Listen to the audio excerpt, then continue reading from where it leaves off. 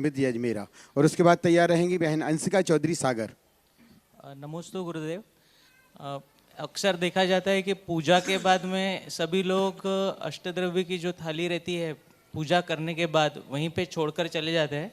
बाद में एक माली आता है और पूजा का सबसे पहला जो द्रव्य रहता है अपना जल, वो एक बकेट में भरकर बेसिंग में धोने के लिए लेके चले जाता है। तो वो जल जो है वो धोते समय तो चढ़ाया हुआ नाली में चला गया, तो क्या इसमें दोष लगता है या इसमें कुछ सुधार की संभावना है? गुरुदेव कृपया मार्गदर्शन करिए। जो पूजा के लिए संकल्पित कर लिया गया जल या अष्टद्रव्य, उसको स्वयं श्रावकों को ही विसर्जित करना चाहिए। यदि जल भी रखा है तो आप उसको पहले विसर्जित कर दीजिए और विसर्जित करके फिर रख दीजिए, फिर वही काम में ले।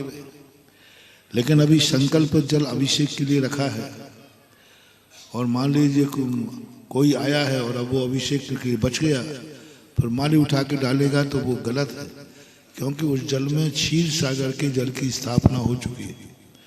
या तो आप ही उसको, जो पुजारी हैं, बस ये करके भाई इतना जल लगना था, अब इस जल को हम खत्म कर दें, तो पुजारी खुद उठा करके उसको उस स्थान से हटा देवे और द्रव्य को या अपने हाथ से पूरी चढ़ा देवे तो ही ठीक है।